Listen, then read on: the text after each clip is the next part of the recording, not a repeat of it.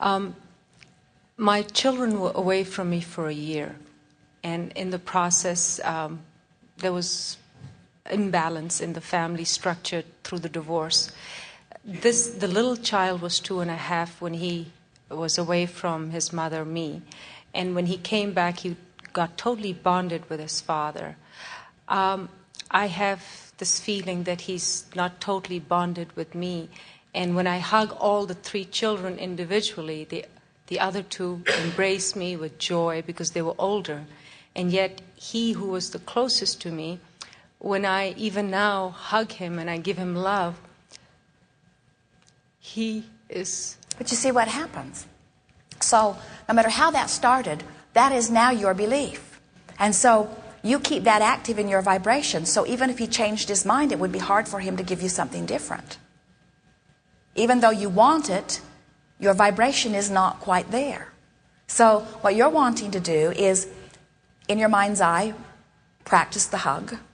Or, in your mind's eye, make it a sort of non-issue. In other words, as you feel the lack of his embrace, you practice that vibration, which makes it more likely to happen the next time and the next time and the next time. And we would say, soothe that by saying, oh, some people are huggers and some people aren't. Soothe it by saying, oh, he's developing his hugging skills. Soothe it by saying, he knows how much I love him. Soothe it by saying, I'm making way too much of this hug.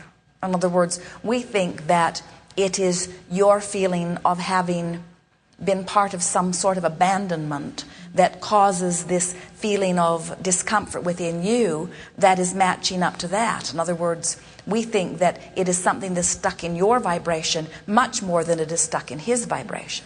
In other words, if we were to translate to you the words of that which he is feeling, he would be saying, well, I don't know why I don't feel like hugging my mother. He's not, of course, putting it into words in this way, because he is not forming sentences in this way, but this is the sentiment of his vibration. I'm not really hugging my mother in the way that she thinks she wants me to, but I'm hugging my mother in the only way she will let me. And you say, well, he's not hugging me in the way that I want him to, but I can see how he might be hugging me in the only way I'm letting him, because I'm so aware of how he's been hugging me that I don't let it happen any other way. And this is exactly the reason that Esther says, I can damn well choose the vibration that I want to make dominant. In other words, never mind what has happened. Those circumstances happened. And of course, everyone is changed by them a little bit. But they don't have to be the reverberating theme through your lives forevermore. You can change it right now by saying, when I got this hug, it didn't feel deep and sincere and delicious and rapturous, and it didn't feel like the blending of our spirits in the way that I want this hug to feel. And so you're in step 1. What I'm really wanting is more spiritual intertwining with this little fellow, you see. And then as you reach for thoughts that feel better and you begin to allow it, now you are not disallowing by virtue of something that already got started.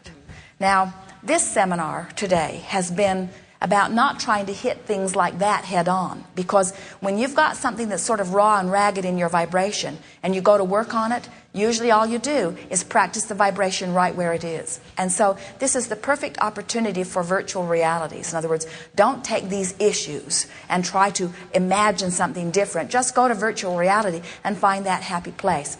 And here's a little game we would like you to play. Get into these happy virtual realities for a week or 2 or 3 until you have convinced yourself that you are good at getting there. Until you have shown yourself that you can choose the vibration, make it dominant. Then come out of one of those good feeling vibrations after you've sort of rampaged on the joy of your life and get in there and take a hug.